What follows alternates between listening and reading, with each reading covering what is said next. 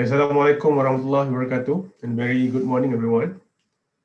YBhg is humbled with the opportunity to collaborate with the Ministry of Plantation and Communities for second year in a row to organize action learning program called Project X. The ultimate goal of this program is to help the ministry in becoming a learning organization where new ideas are encouraged and embraced. We are certainly privileged today with the opportunity to interact with YBhg Dato Faris Yahaya, Group CEO of Orangebeam, an award-winning builder that is based in Putrajaya. The Suruhanjaya Tenaga building in Precinct 2 is an example of Orangebeam past project. The building is quite near to MPIC actually. Prior to Orangebeam, Dato had served in various leadership roles in other industry, such as financial advisory and audit. Dato Faris Yahaya is trained in accounting and finance at Warwick University in United Kingdom. He is currently the adjunct professor at International Islamic University, Malaysia. Dato is a new generation of CEO that is very athletic. If you follow his social media, he's very into outdoors activities like cycling, running, and so on. And he also always share about food and other social related matters. So for this particular session, in the first half, Dato Faris will share his thoughts on the given topic. And in the second half, he will interact with the participant. If you have feedback, question, feel free to put it to Dato Faris Yahaya. So Dato Faris, without further ado, it gives me great pleasure to welcome you to the session and pass the microphone to you, sir. Thank you. Bismillahirrahmanirrahim. Assalamualaikum and very good morning, everyone. Thank you, Sheikh Johari, for the very humbling introduction. I would like to consider myself a normal person, a lesser mortal, in fact. So we are here to just trying to live our life and try to make the most out of it. So I find my calling in terms of, not to say calling, I find that the activities, the extracurricular activities that I do to keep my sanity, and it helps me focus better in terms of my work and personal life. So welcome to this session today. I understand that there are quite a few of you attending today. As I was talking to Sheikh Johari today, I think we concur one thing that learning sessions through webinar is going to be not a new normal, it's going to be the normal moving forward. So gone are the days when you want to learn something, you go to the lecture hall, take a seat, duduk, and then listen to the speaker talk in a physical way. I think this is the way forward. I think we should get used to it. So my topic today is as what the Joe. Can we have the slides? Sure. I have some presentation materials prepared. I think, but as I was talking to Cik Johari tadi lah, I think moving forward, maybe this might be one of the dying, what do you call that? Dying practice, which is to present presentation slides and so on. Moving forward, maybe we can have it in the sessions like question and answer and somebody asking and we can respond to it. So as what the topic for my discussion today is the art of leadership, how to make ideas work, my story. So to make sure that I don't bore you, so I'm going to interlace my sharing session today, not just from the factual points of view. I mean, we talk about ideas, but what's more important is to relate to you some stories on myself, how to make stories work or ideas work. I think the key takeaway point from an idea, how to make it work, is to make sure that we work on our idea. I mean, semua orang ada idea. Kita banyak idea, bangun tidur ada idea. Wah, hari ni nak buat ni, hari nak buat tu. Tapi how much or how many of those ideas actually become a reality? So, I mean, all great things in life start with an idea. Just to give an example, macam if you talk about the great global companies nowadays, big global companies, Apple, Google, katakan, it all start with a simple idea.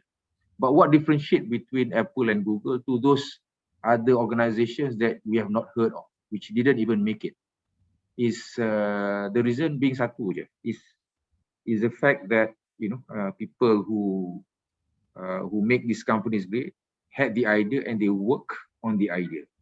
In fact, kalau a company which is closer to home lah, Grab.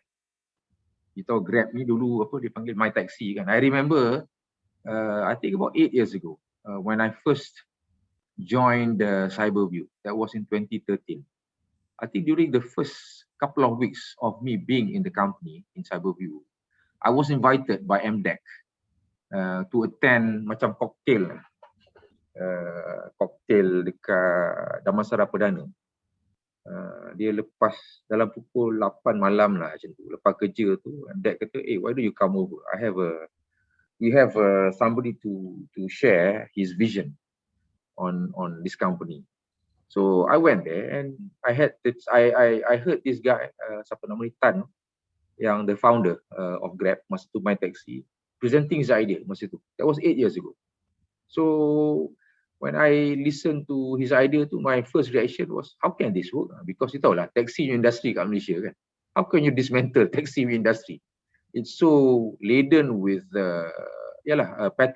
patronage, cronyism, dengan AP dengan nak dapat lesennya punya susah and so on. How do you dismantle that?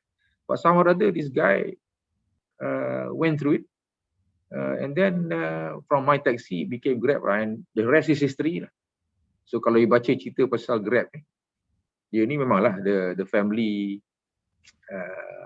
Tan Chong Motor punya family kan, from the Tan family. So but he made it on his own basically. He went to Harvard, came back, wanted to borrow his father's money, I think about 10 million, just to start the business. But now you have what you have now, Grab. I mean, it's a pity that they got listed in Singapore, but it's one of the, they call it unicorns of a company, which is a big organization. And then that made this guy seriously a billionaire easily. And the company is growing daripada just Grab. Itu sekarang apa ni, Grab Food semua and so on. So that's the way forward lah. Yeah. So maybe next slide.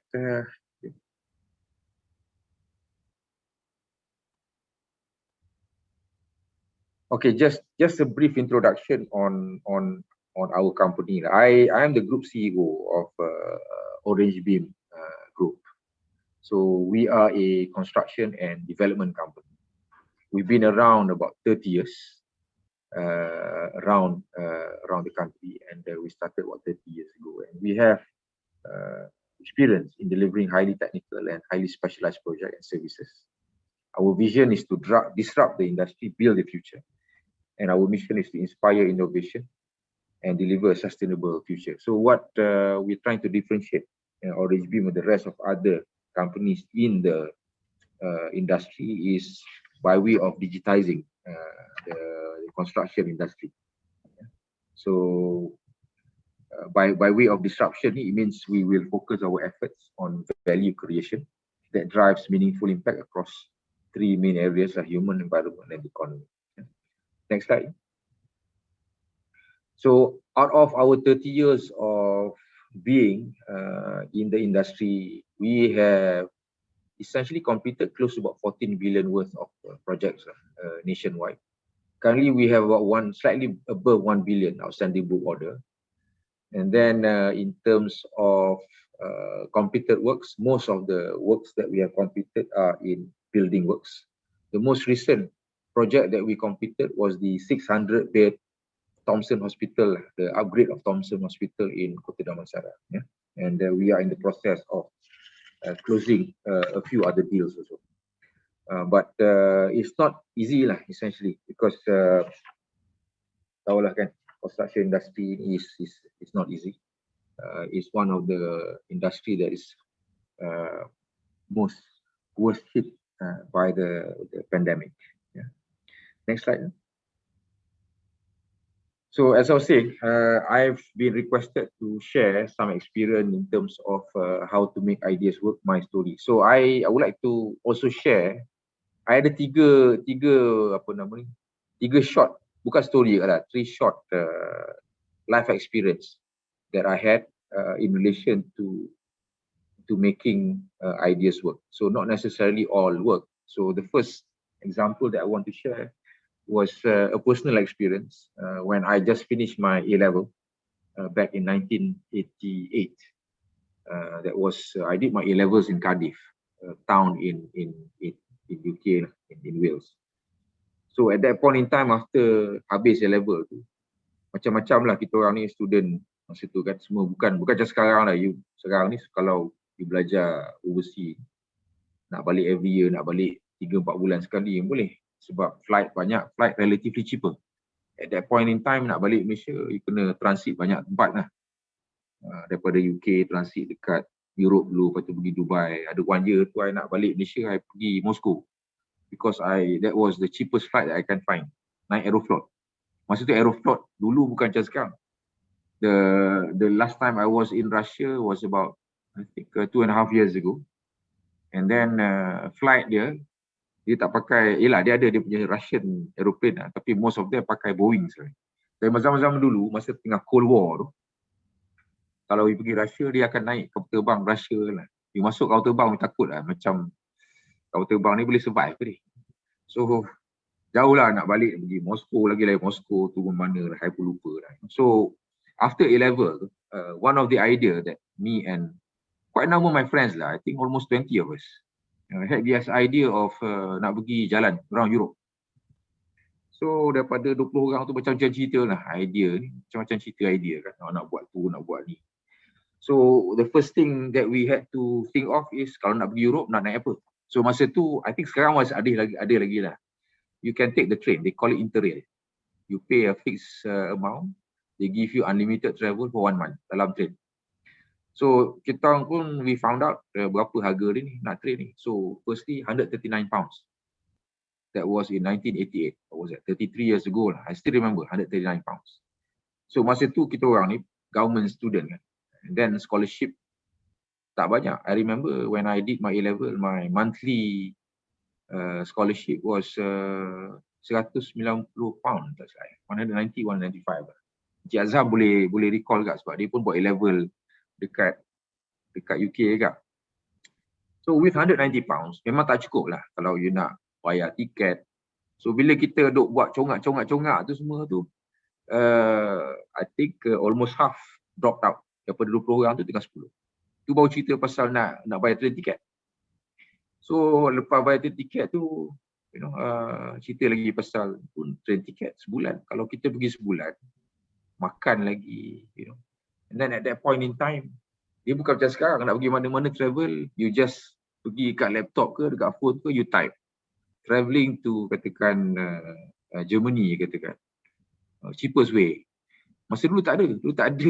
No such thing as internet, Google, tak ada. Whatever that you have, you pergi library, you carilah benda yang ada, or brochure, pergi dekat travel agent. So, daripada situ, daripada 10 orang tu, 5 lagi drop out. Tinggal lagi 5. Cerita pasal travelling expense semua. So daripada 5 nak dipendekkan cerita, tinggal 3 lah. Myself, sekarang ni ada seorang lagi, the current group MD of UEM, Dato Izani, dengan ada another guy lah. So 3 of us, just 3 of us, ended up on the train for almost 3 weeks. We travel from UK, from London, cross over to Belgium and then pusing lah. Tak masuk dalam Eastern Europe sebab masa tu Eastern Europe was still under communist. So the point that I'm trying to make is idea tu masa start tu memang ramai lah, excited, 20 orang.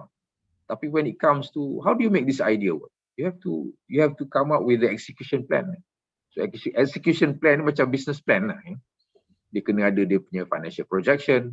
So bila financial projection dia tengok cost, dia tengok, first thing, Nak bayar tiket, tiket £139, nak makan apa lagi, you know. So dipendekkan cerita, memang I think the key takeaway point here is, everybody can have an idea, but out of 20 orang ni, 3 orang je ended up actually taking the trip. And the 3 orang ni pun, what happened or what makes the trip happen was the fact that we put the idea into plan, you know, to execute it. Yeah. So that's my first story lah. So second, move on. Okay, so what is an idea? Okay lah, yang ni I go factual sikit lah. Kalau you Google pun macam-macam dia punya definition. Tapi essentially, idea by definition is any conception existing in the mind as a result of mental understanding, awareness, or activity, a thought, conception, or notion. It is that light bulb moment when one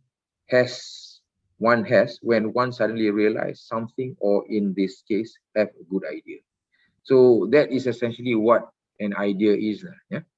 So with that, I would like to share with you a 5-minute video, just for us to listen to this video and try to get some points out of this video. Okay, Ju, next slide.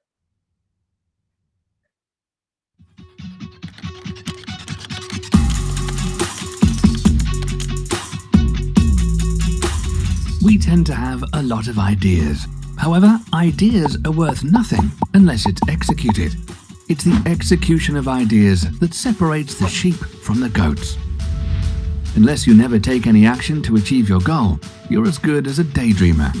Many times people simply keep pondering over ideas rather than working on them, wasting their time over deciding whether to make a move. Do you have an idea right now and wondering how to execute it? All you need to turn your idea into action is a plan. Let's take a surge of turning your idea into action to get the momentum rolling by following the 4 steps. Plan is a short form which can be followed to nurture your idea into action. P stands for purpose. Having an idea with a clear vision is the first step towards executing your plan. Define your vision and the purpose behind the idea. Ask yourself the basic WH questions. What do you want to achieve? Why do you want to do it? How do you want to achieve your goal? When is the time frame limit? At this stage, one should make sure to understand what is meant, involved, and the expected results. For example, Lily has to design a clothing outfit for her client. She will try to understand the purpose of the occasion, requirement, and the time bound involved in it. She will start looking for references, designs, and inspiration for patterns. L stands for layout. After knowing the purpose of your idea, it's important to lay out a concrete roadmap to reach the execution stage. Put your ideas on paper against your defined purpose and vision. At this stage, you come one step closer to turning your thoughts into things. Prepare a plan and a checklist of tasks to complete within a time frame. Lay out a proper and reasonable timeline to achieve your goal. Proper organization enables you to manage and execute ideas. Creativity into organization equals impact. For example, Lily would now put her design ideas to the paper by sketching different designs as per her client's needs and her ideation expertise. She will set a timeline for herself for each stage. She will figure out and understand the logistics involved in it. A stands for analyze. After examining your concept and listing everything you can think of, now it's time to take your idea further and plating it together.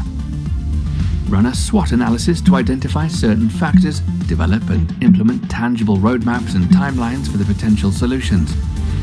Understand what takes you to move further from A to B and work out strategies to get it done. For example, once the designs are ready, Lily will start working on the type of fabric and colors. As she goes about the trial and error method, she would understand the roadblocks, look for alternatives and plans as solutions for improvisation. Always one should keep backup to save time and minimize losses. At this point, many people give up on their ideas and get into what if it does not happen. One should have a positive approach towards an idea since there is nothing to lose. Don't excuse yourself and take a step to execute and nurture it. N stands for navigate. At this point, you have crossed the path and made it to the final step, which is the action method. Almost everyone has ideas and aspirations, but only those who reach this stage and take action get results. Just like a seed needs water to grow and thrive, an idea needs action for it to flourish. For example, after evaluating the samples and trials, Lily has executed the ideation into action. At this stage, the final outfit is ready for the intended occasion for my client. Following the steps of plan will ease the execution. An idea without a plan is simply a concept. Taking action without a plan is a recipe for disaster. With action, you have a 50% chance of achieving, but simply thinking gives no guaranteed results. It is not important to get better results at the beginning, but it is important to never give up. One can always revamp, reevaluate, and try again to get the desired results. An idea is just an idea unless action follows to turn the idea into reality. Mina Watkins.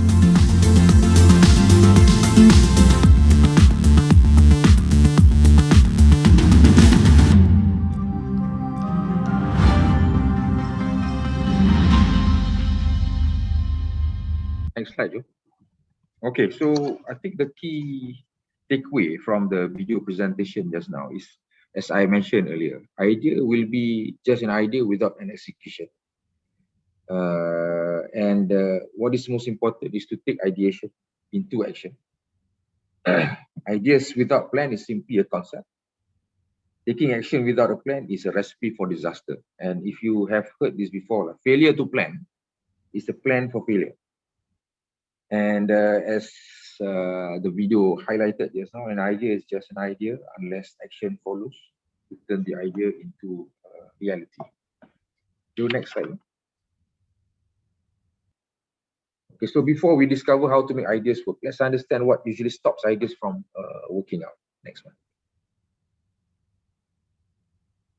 Okay, so when a new idea happens, energy is high and you begin to commit your all into the idea. According to this guy, Scott Belsky, he's an American entrepreneur and author of Making Ideas Happen, said, as time passes and you leave your idea too long with no development, an idea plateau happens. It is when you allow distractions to take place, like binging on the latest series, going off on a holiday, and so on. We also get distracted with reaction workflows. These are day-to-day occurrences which you have an instant reaction like emails and texts. And these days we have become more reactive rather than proactive. And when the idea has fallen into the abyss, in the case of a plateau, a new idea comes along, and again, if there is no development, we keep repeating the vicious cycle, which is why there are more unpublished books out there than those that are published. Too many ideas get fallen into a dark hole and we fail to see the light of day. But how can we transcend the idea and avoid falling into the abyss or get stuck in a rut? So next slide. So how do we make ideas work? Next one. So there are four There are four key factors to make ideas work.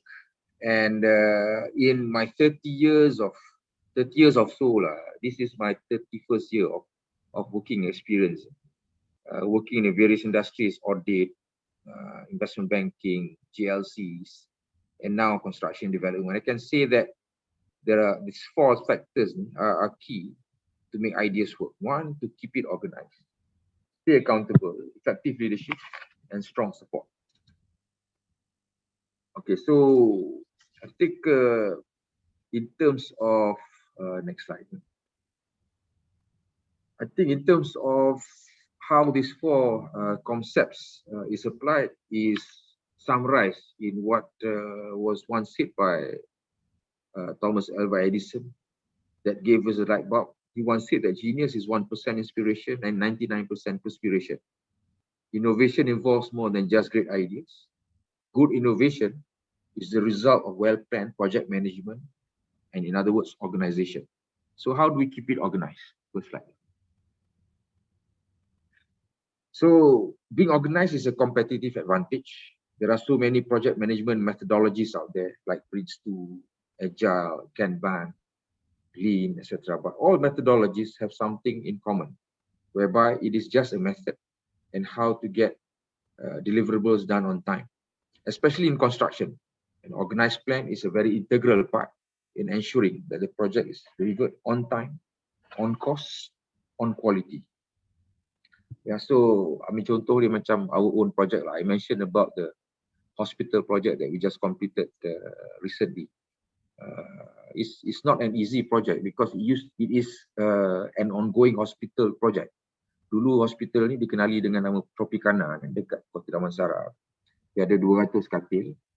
But when the owners decided to upgrade it to a 600 bed, you just imagine having to build a hospital beside the existing hospital.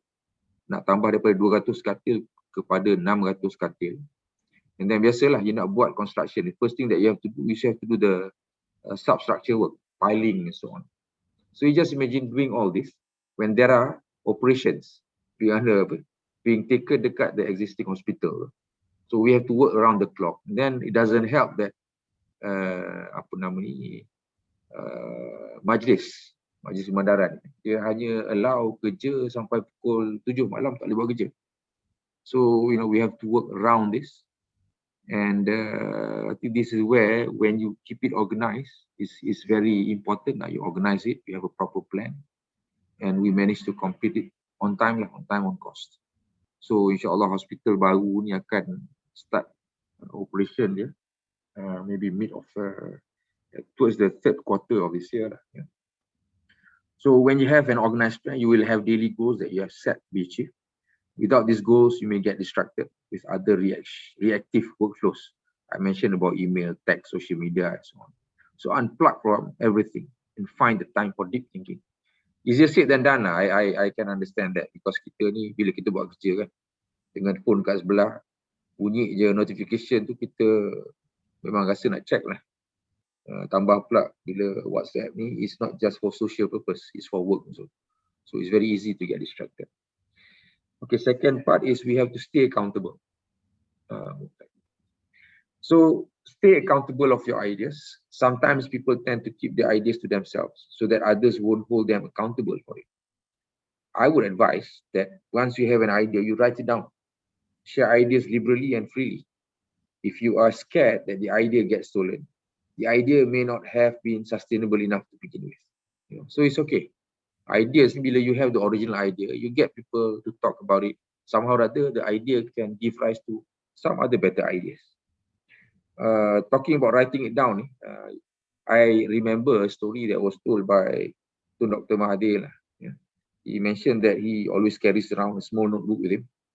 Kalau zaman dulu memang zaman tak ada handphone nak letak note ni, dia ada small notebook, dia tulis lah. So what he did was, dia akan tulis segala benda yang the idea that came to his mind, because if he said that if you were to put it off, you will forget. Write down whatever you can do. I see what has to be done. He said that I see what has to be done. I note that down here in the notebook, and he will read out in the cabinet meetings. Even kalau dia travel overseas, dia nampak certain things, certain observation, they can note down, and then they balik, they share that with their cabinet members.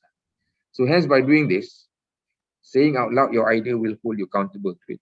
The next meeting, someone may recall, or from the note of discussion, one can bring it back up and ask, so what happened to the idea you mentioned in the last meeting? Yeah. So question unactionable items in a meeting. Say what action you are going to do. So very important to stay accountable and be accountable for those ideas. Next is effective leadership. When an idea is birthed, naturally a team is developed to realize the idea. More often than not, the leader is usually the one with the idea or becomes a project lead. But the idea may come from someone else, and the idea is assigned to another project leader.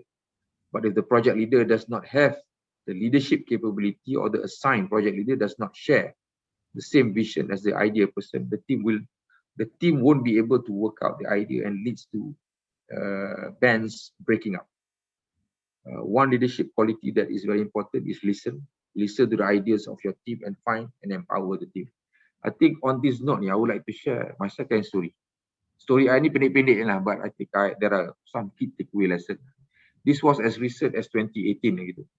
In 2018, sama juga with what happened 33 years ago in 1988. Somehow or other dia happen tahun yang akhir dengan 8 lah.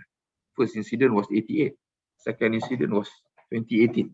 2018 is when I and my bunch of friends celebrated our 50th birthday lah.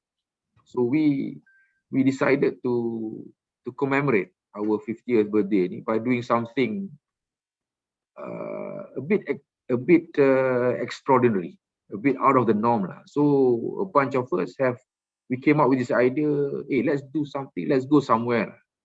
Let's go somewhere that people or we have not been to and we will not be going to in the future. Pergi sekali cukup. So we decided to go to hike Mount Kilimanjaro in Africa, Tanzania.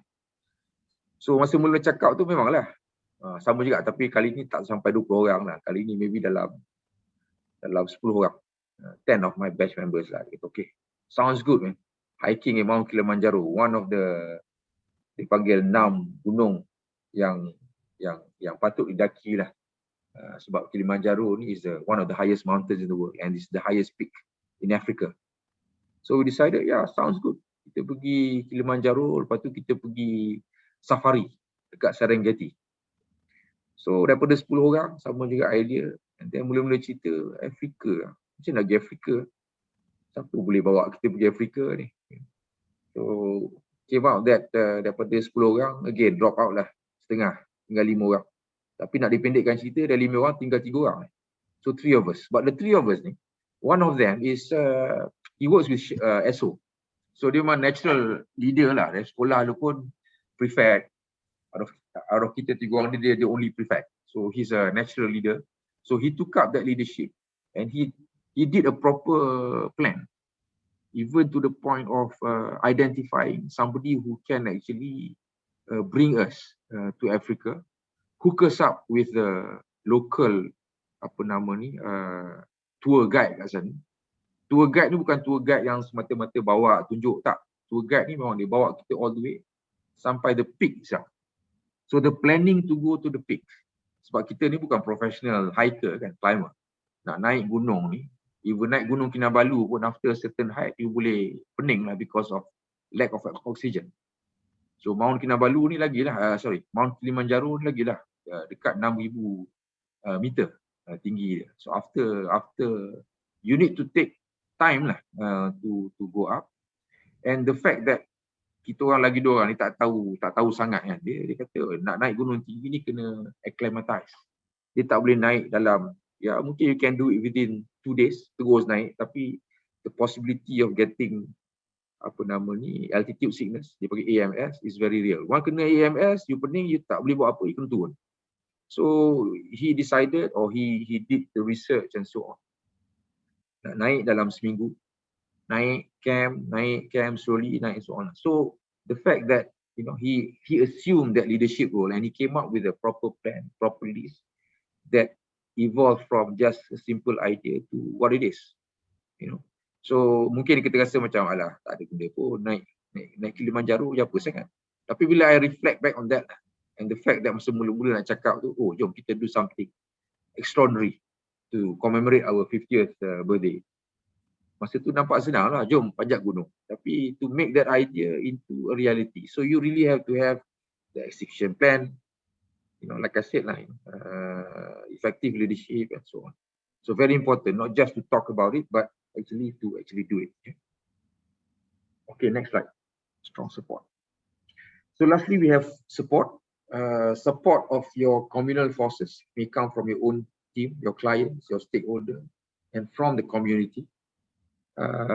Take, for example, the startup industry in Malaysia. In the last 5 years, we've seen a rapid growth in the startup ecosystem. I mentioned about Grab, the lorry, dah makan and so on. But for these startups to thrive and become lucrative, it requires strong support, which may include support from the government, private sector, and financial institution. Other support include mentoring, just a chance. Competition is also another form of support. Seek competition. We shouldn't shy away from it. Fight your way through it. So kita kadang-kadang rasa kalau ada competition, idea kita macam macam mana nanti orang tu ambil, orang tu curi idea kita. But somehow rather, I myself find that if there are competition, you will learn to be better lah, even in our industry pun, dalam construction industry. Most of our jobs are won through tenders, public tenders. Kita tak ada project yang being given to us on a silver platter. We have to fight out in the open with the other companies, public listed and so on. So when you have competitors putting in their bid, you know that you have to keep better, do better, become more effective, become more efficient, and so on. So don't be burdened by competition.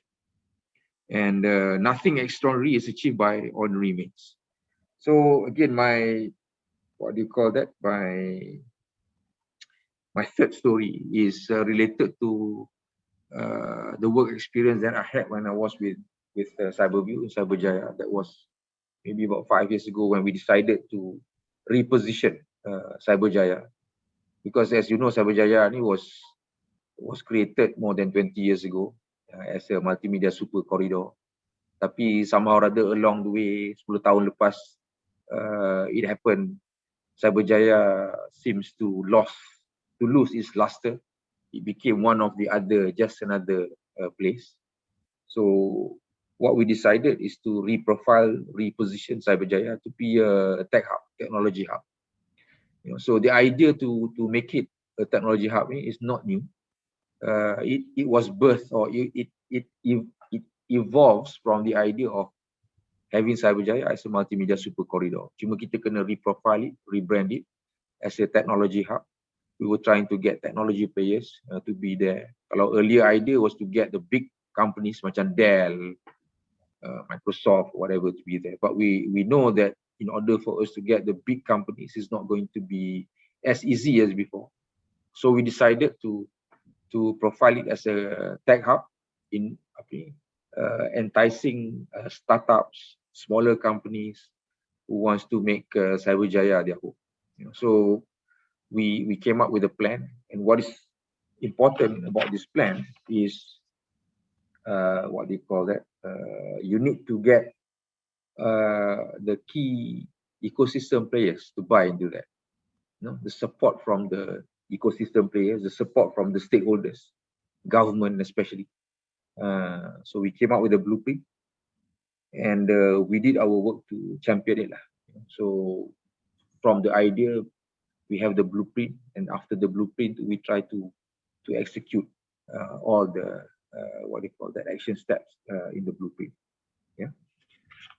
So the next slide is just, I share this slide in all my previous lectures. I mentioned to Cik Johari and Cik Azham tadi that when I delivered my first maiden lecture in UIA, I share this slide as well with the students there. And I find that it's a good summary of what we should be, not just students, but also whoever we are. One, we always should strive for excellence. Yeah? Quality that makes you and your work stand out. Always strive for that. Don't be happy with being a mediocre person. Be trustworthy. I think trustworthy is a very rare commodity nowadays. Be accountable. Be responsible for actions and its consequences, either good or bad, but be accountable. You have to take responsibility. Be courteous and respectful. Yang ni pun one of the slowly dying feature in all of us lah. Kita ni makin lama makin tak courteous, makin tak respectful. Kalau tengok dalam komen dalam social media, especially kalau you masuk Facebook punya komen lah, sometimes you wonder lah what got into these people. They become more angry, they become angrier, they become a different person lah from they are in the real life. So we have to go back to the past values. Be courteous and respectful. Be honest, open, transparent. Be competent. I think this is very important. Whatever it is, you have to work hard, you have to be competent, you have to do work properly. And this is a combination of having skills and also behavior. Be ethical.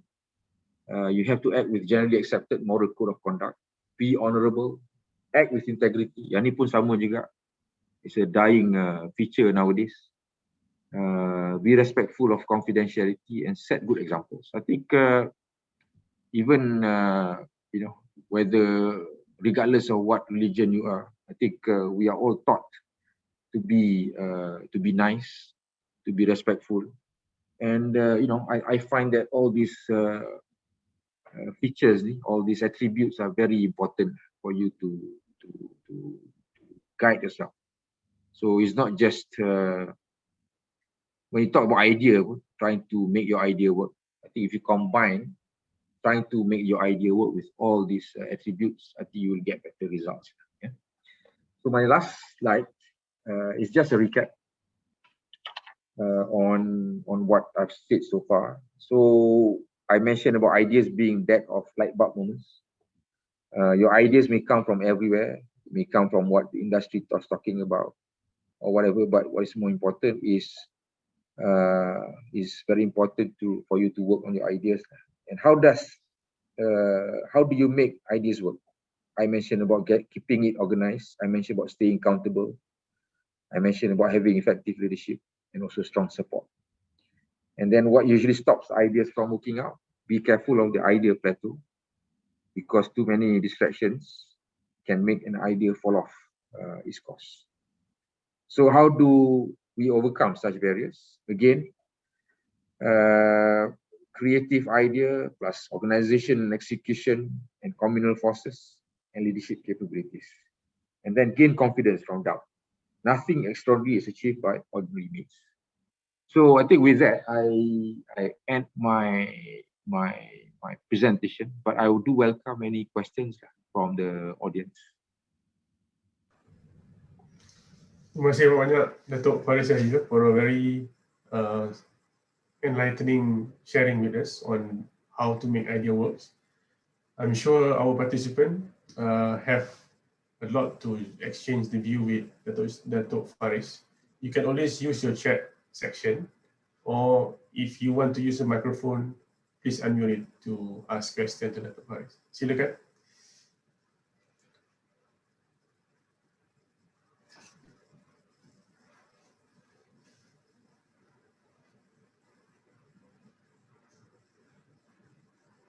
Maybe I can ask the first question, Dato. Sure. How do you manage your emotion if your idea doesn't work, Dato? Yeah. Managing emotion, I think it comes with age. I remember many years ago when I first started work, even a few years after starting work, I'm very temperamental, very easily swayed by emotion, and naturally my face, what they call that, it betrays me lah. My facial expression ni, kalau I tak suka something, it will come out. I memang tak reti nak tutup muka. So I think it comes with age. As you grow older, you grow, I think, more experienced and wiser. And I try to keep my emotion in check through a few means. I think apart from, I mentioned tadi pasal, you mentioned pasal my running and my workouts. I do that because one of the things is I find that when I do that, I become more focused. I become more, what do you call that, more in control. Not just from my emotion, but also in terms of even the pace of activities that I do. So that helps, I think. And secondly, the other equal important thing in keeping your emotion in check is to stay focused. You have to go back to the issue in hand, and not let the noises around you to actually bother you. So if I find that works for me, a combination of managing your what you call that, your stress level is very important. So stay focused and address the issue in hand, and not allow the noises around you to influence your judgment, and don't sway from the objective in hand. Dato, we have a question from Cik Aniza, which I think somewhat relate to the first question. The question reads, Assalamualaikum Dato. From your experience, is it true that sometimes you could see your ideas clearly after rigorous exercise? Yeah. Okay, this one, yeah, I can relate to this totally. I do my long runs. I would say long run relatively once a week. When I say long run, it runs which are more than 15K lah, between 15 to 21. So what I find that when you run, satu of course lah, after running, it gives you they call it a runner's high, where you get serotonin and endorphins out, so you feel very good. But I find that when you do your run itself, and then when I run, I don't put music. I run and I just listen to my footsteps. But I find that whilst doing that, that is the best time for you to have a clear mind, and you can do your planning. You can do your, you can try to plan not just your schedule for the day, but also in terms of katakan you ada masalah katakan. And then bukan just masalah, you ada certain task that you have to do. You kena buat, you kena chair meeting ke apa ke, and then you know that there are issues that need to be resolved. You try to resolve those issues in your mind during this workout, because bila you lari ni, basically you tak boleh buat apa dah. You tak ada phone kat tangan, you tak check your WhatsApp. Nobody is there to bother with you with your calls ke apa ke. So it's just you. They call it, it's just between you and the elements. So it's just you, and you can use that time wisely. So if you ask me, yes, my 1 hour or 2 hours of doing this is the best time for me to do my own. It's a me time, and you do that to see the ideas clearly. So it's not just after the exercise, but during, especially during. I can see there's another question here from Huda kan. Dia kata sini, I believe being passionate in our idea can help us to strive for it more. In your opinion, how do we nurture passion in our ideas? I think nurturing passion is, firstly, you have to believe in what you do. You have to believe in what you do. You have to believe in yourself. And once you have that belief, and then you stay passionate about it, and you need to be able to have this belief that if you put your mind into it, it will happen, and you can make a change. You can actually make a change if you can make your ideas work. So having this combination of belief in yourself, staying focused, and the expectation that once you get the ideas to work, it's a sense of achievement for you. So it's a combination of many things, and I think all this will strive you to become more passionate in our idea. I hope I answered both Anizam dengan Huda's question. There's this direct question to us, Dato. Yep. That's from Win. He say, good morning. Would like to ask, how does one know if their focus is a right focus? I think no one can tell you, hey, your focus is wrong now. You have to go back to I go back to my values in life. I think my values in life have changed from when I was younger. I mentioned about my younger days, you become temperamental, you were temperamental. But as you grow older, I think the value is to make the change, to make the world a better place for everyone. Even in our context in Malaysia, we want to make Malaysia a better place. So yeah, I mean, you can't help but feel bad about what's happening around us of late.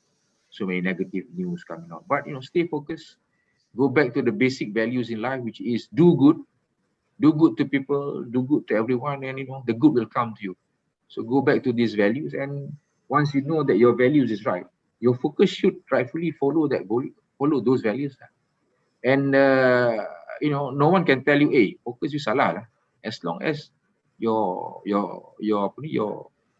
I mentioned about value, this value is right, and it's for you to actually stay focused and try to realize what you set out to.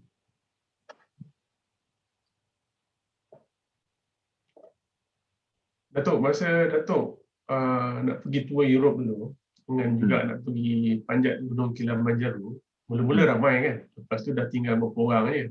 Yeah. So I guess we could see similar pattern lah at the workplace. And especially when we have to do things in group. Tapi dalam work setting ni boleh ke kita just leave it people yang tak nak buat tu macam tu? How do you manage that, Dato'? Yeah, I think there's a similar thing about change, transformation and change. Dalam organisation ni, kalau you nak buat change, there will be people who will resist, definitely. And then kalau you nak layan semua orang, you tak akan be able to do it lah. You have to make sure that you stay on with your belief, stay focused. And if you believe something is right, you just bulldoze through. And then kalau katakan ada 10 orang, 3 orang je nak buat, yeah, I mean, short of sacking this other 7, you can't do that. No?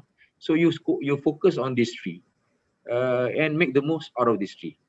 Garner and gather the energy from this 3.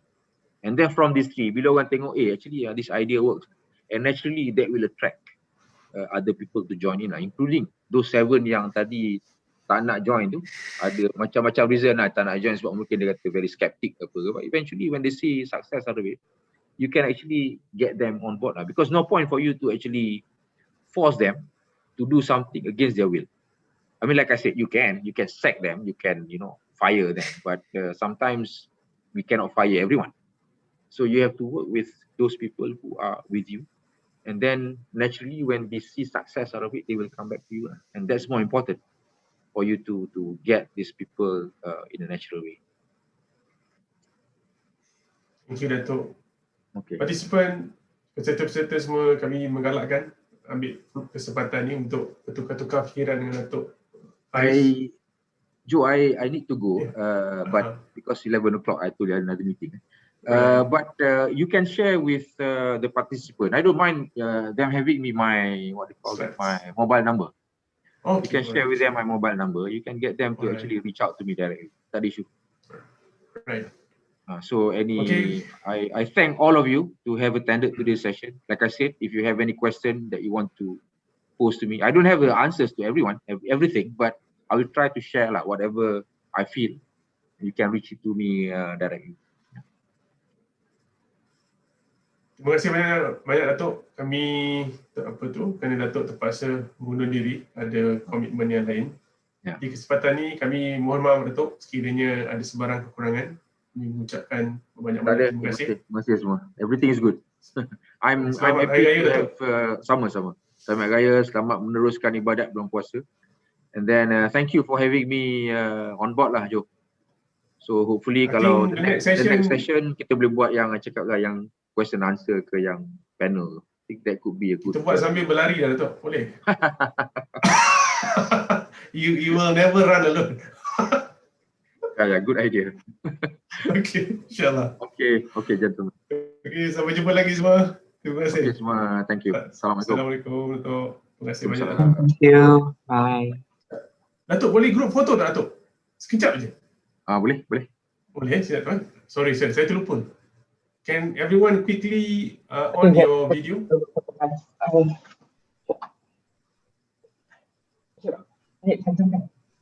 Nina boleh tolong? Okay, kejap Cik Jo. Okay. Please on your video.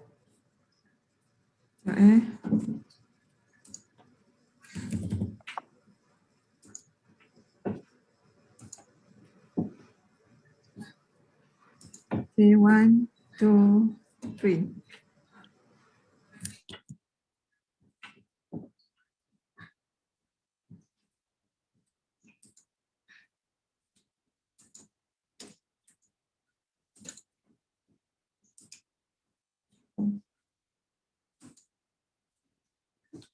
Ya Allah.